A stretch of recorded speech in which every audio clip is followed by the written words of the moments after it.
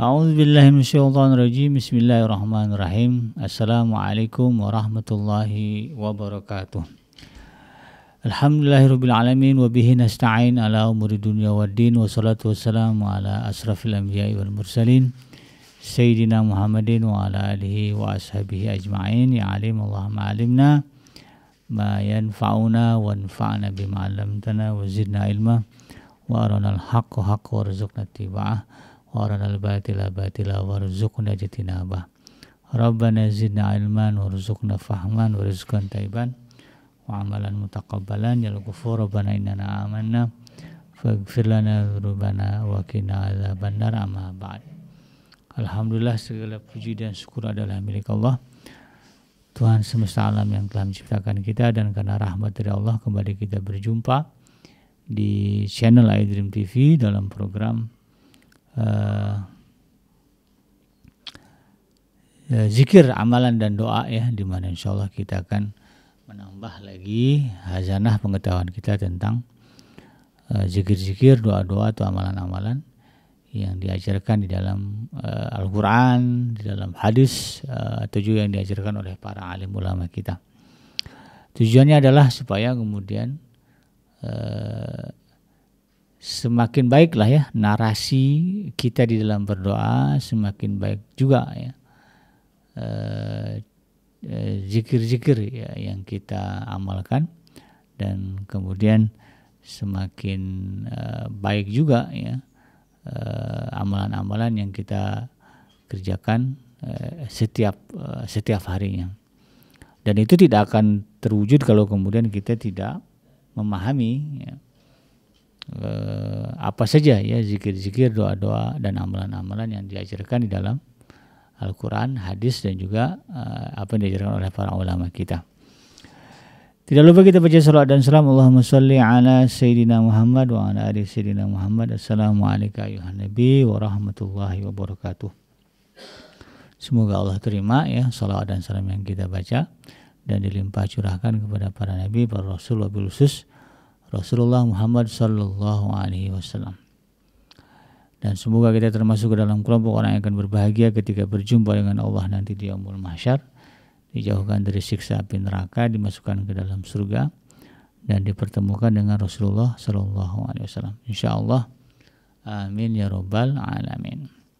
Sahabat iDream yang dirahmati Allah di manapun Anda berada, dalam kesempatan kali ini saya akan mengangkat satu doa ya di dalam program zikir, doa dan amalan ini, yaitu doa agar dijauhkan dari perbuatan zalim.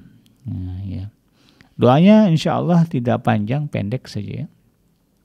Tapi kadang-kadang karena pendek ini banyak orang yang abai ya, banyak orang yang kemudian lupa ya. Padahal sebetulnya doa ini penting ya. Kita akan bahas kenapa doa ini penting.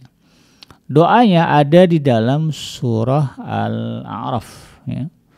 Surah Al-A'raf ayat yang ke-47 ya, di mana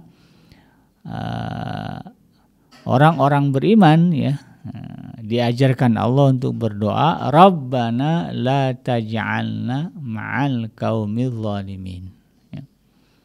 Rabbana la taj'alna ma'al qaumil zalimin ya. Rabbana la taj'alna, wahai Tuhan kami, la taj'alna, jadi janganlah engkau jadikan kami ya, atau engkau kumpulkan kami atau engkau tempatkan kami ma'al qaumil zalimin ya, beserta dengan orang-orang yang zalim. Jadi doa ini ya kita baca dalam rangka mengharapkan kepada Allah agar kita kemudian tidak dikumpulkan, tidak ditempatkan bersama dengan orang-orang yang statusnya Allah sebut sebagai orang zalim. Ya, mudahnya orang zalim itu bahasa kitanya orang yang jahat. Nah, terminologi zalim ini tidak hanya terjadi pada orang kafir ya. Ya jelas ya, orang kafir itu disebut orang zalim. Orang munafik juga disebut orang zalim oleh Allah. Bahkan ada juga orang Islam yang kemudian disebut sebagai orang zalim ya, karena kejahatannya ya, dia muslim gitu kan, tetapi kemudian tidak mampu mencegah tangan ya, lisannya atau anggota badannya dari perbuatan jahat kepada muslim yang lain. Karena ada ya yang begitu. Ya, kalau di dalam sejarah ya disebutnya orang munafik gitu ya. Ya, ngakunya Islam tapi sama orang Islam jahat juga, ya, jelas itu. Tapi ada juga orang Islam gitu kan, dan dia berusaha mencegah diri dari kemunafikan, tapi kadang-kadang terjerumus juga dalam perbuatan zalim. Ya, misalnya gara-gara apa? Gara-gara urusan bisnis gitu ya. Kan ada juga yang begitu kan. Ya, sholat dia jaga, ya kerudung dia pakai, tapi bab hutang piutang dia zalim. Ya, ada yang begitu, ada itu kan. Statusnya sama-sama, ya zalim juga. Nah, yang jadi persoalan adalah kenapa doa ini penting? Ya, ada banyak ya ayat di dalam Al-Quran yang menegaskan betapa buruknya, betapa jeleknya kesudahan atau kehidupan orang-orang yang kemudian mendapat status sebagai orang zalim. Jadi kita sebisa mungkin menghindarkan diri jangan sampai kita termasuk atau dilabeli ya, sebagai orang zalim ya, oleh sesama manusia, apalagi Allah Subhanahu wa taala. Kepada sesama manusia kita hindari, jangan sampai orang melabeli kita sebagai orang zalim. Sebisa mungkin. Apalagi di hadapan Allah Subhanahu wa taala kita berjuang agar Allah kemudian meridhoi kita dan Allah tidak melabeli kita sebagai orang yang zalim. Kenapa? Ya karena ada banyak ayat yang menyebutkan itu tadi ya, bahwa orang zalim itu rugi. Ya, sebagaimana disebutkan di dalam surah Al-Isra misalnya ya, di ujung ayatnya itu ya, ayat yang ke-82 Allah menegaskan wala yazidul zalimina illa khasara ya. Dan tidaklah ya orang-orang zalim itu ya menambah ya interaksinya dengan Al-Quran kecuali kerugian. Jadi orang yang sudah statusnya sebagai orang zalim, kalaupun dia ngaji kata Allah, yang dia dapatkan hanya kerugian. Di ayat ini kan sebetulnya menegaskan wa nunazzilu minal Qur'ani ma huwa syifaa'un wa rahmatul lil mu'minin. Dan kami kata Allah telah menurunkan di dalam Al-Qur'an itu apa yang menjadi obat dan rahmat bagi orang beriman. Jadi orang beriman itu ya yang keimanannya dia jaga ya, tidak dicampurkan dengan kefasikan, kezaliman, kemusyrikan itu. Nah, kalau dia berinteraksi dengan Al-Qur'an dengan membacanya, memahaminya, maka kemudian Allah akan jadikan baginya apa? Syifa, kesembuhan ya, kesembuhan fisik, kesembuhan penyakit batin, penyakit jiwa gitu ya. Warahmah, dan dia akan mendapatkan rahmat Allah ya. Nah, tapi kalau ada orang yang zalim, dia berinteraksi dengan Al-Quran, apa kata Allah? Wala yazidul zalimina illa khasara. Dan tidaklah Al-Quran ya bagi orang-orang zalim itu kecuali hanya menambah kerugian. Jadi status kita kalau sudah dilabeli zalim oleh Allah Subhanahu wa taala, sudah ngaji pun yang kita dapatkan hanyalah kerugian, bukan sifat, bukan rahmah. Sebagaimana Allah janjikan bagi orang-orang yang mukmin. Ya, lebih tegas lagi Allah sebutkan di dalam Al-Quran itu diulang sampai berapa kali nih? 1, 2, 3, 4 kali Allah ulang. Kalimatnya sama. Ya. Pertama di dalam surah Al-An'am, surah Al-An'am ya, ayat yang ke-21. Ya. Allah mengatakan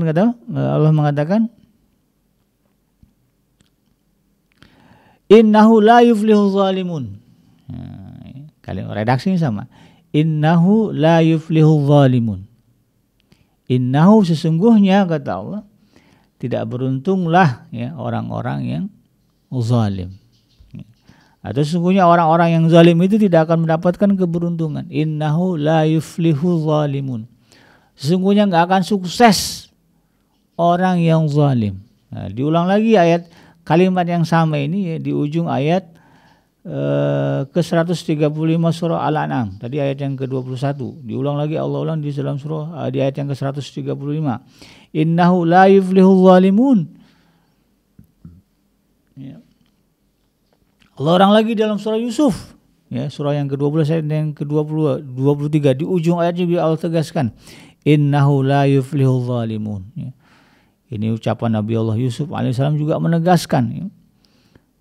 Innahu sesungguhnya ya, la yuflihu tidak akan sukses ya al-zalimun orang-orang yang zalim. Dan Allah ulang juga di dalam surah Al-Qasas surah yang ke-28 ayat yang ke-37 ya melalui lisan Nabi Allah Musa alaihissalam yang tadi ya, melalui lisan Nabi Allah Yusuf ya. Kemudian datang Nabi Musa setelah itu, Nabi Musa juga prinsipnya sama ya, mengatakan apa? Innahu la yuflihul zalimun. Sesungguhnya tidak beruntung orang-orang yang zalim, orang-orang yang Allah sebut sebagai orang yang zalim. Oleh karena itu kemudian sahabat Aidrim ya, penting bagi kita untuk minta kepada Allah Subhanahu wa taala agar kita dijauhkan dari perbuatan-perbuatan zalim. Di satu sisi kita harus paham juga ya. Kita itu dilabeli zalim oleh Allah itu karena apa? Kita itu dilabeli zalim, jahat oleh orang lain itu, oleh sesama muslim karena apa? Ini kita harus paham juga. Lalu kemudian kita hindari itu.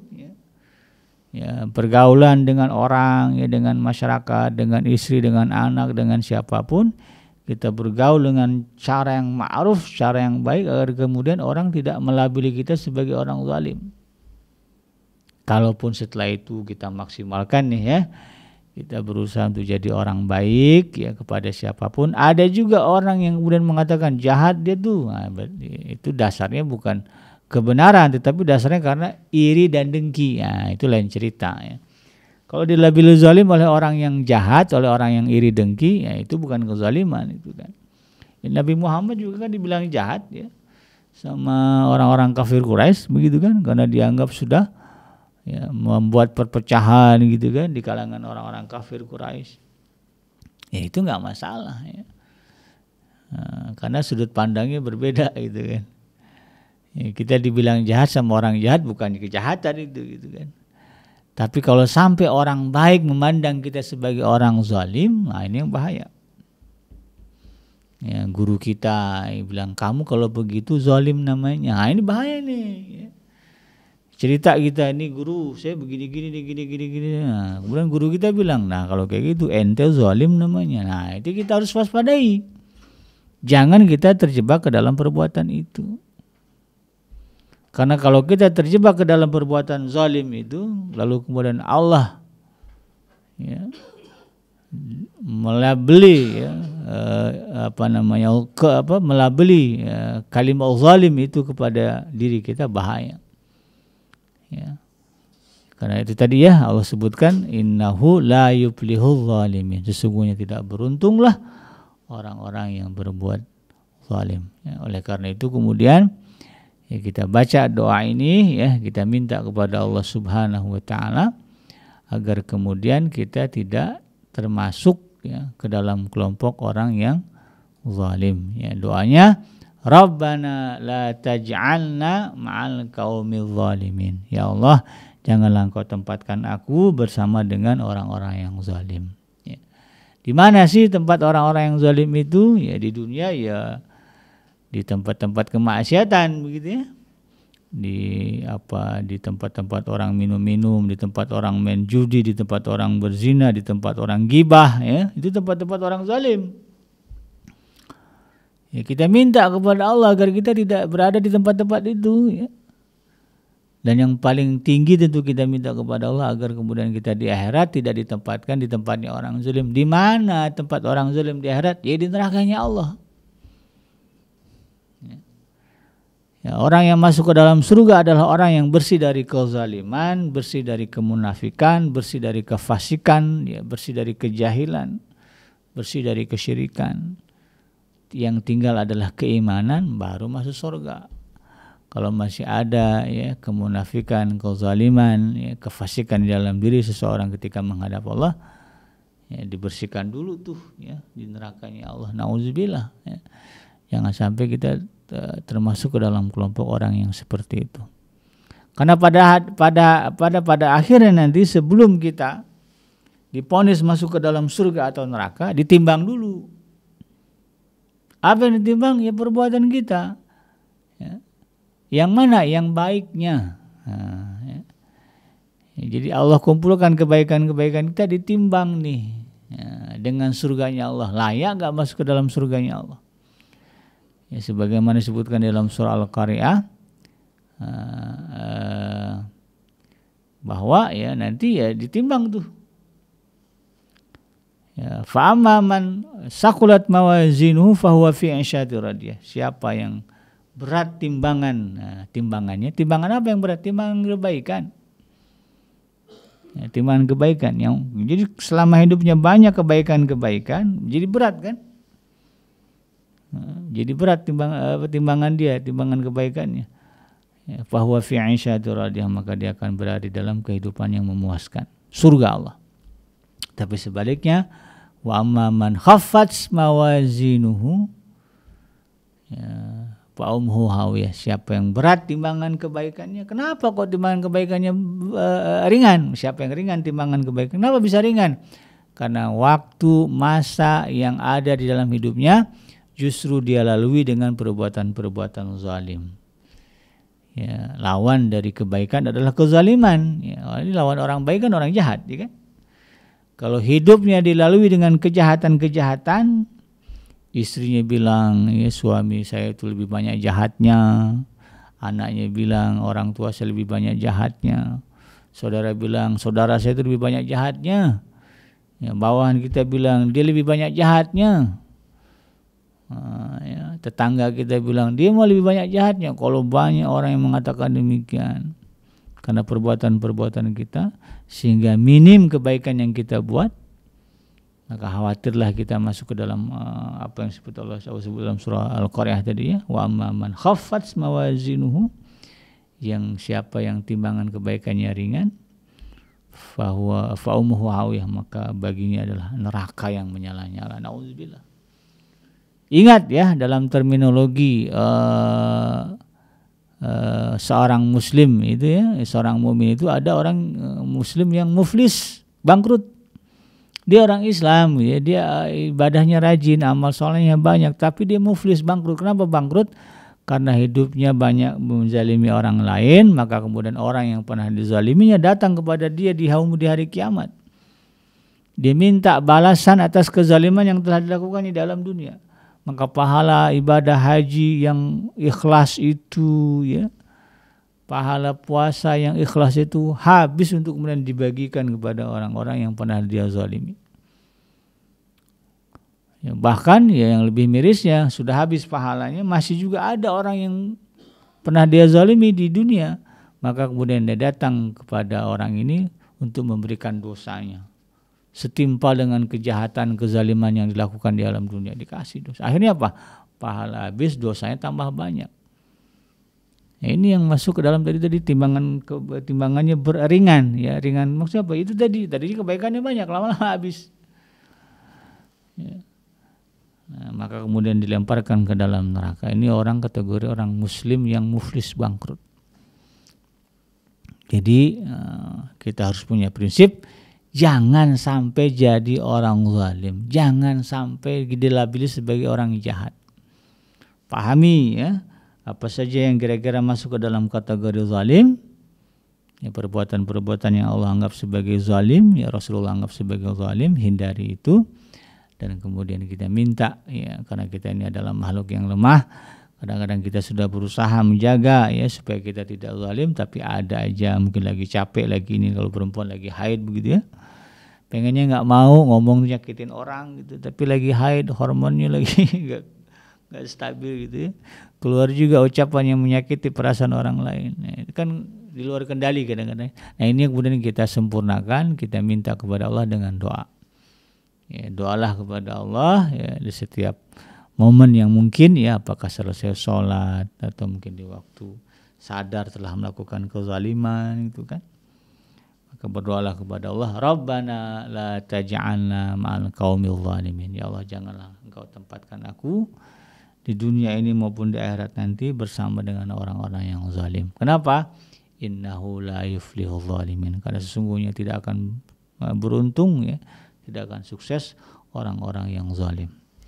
Mudah-mudahan ini bisa kita amalkan di dalam doa-doa kita. yang benar datang dari Allah Subhanahu wa taala, dan yang salah semata-mata lahir dari kealfaan dan juga kehilapan saya pribadi. Saya Abi Kenji pamit undur dari ruang dari hadapan Anda. Ya subhanakallahumma rabbana wa bihamdika asyhadu an la ilaha illa anta astaghfiruka wa atubu ilaik. Hasbiyallahu la ilaha illa huwa alaihi tawakkaltu wa huwa rabbul arsyil azim. Wassalamualaikum warahmatullahi wabarakatuh.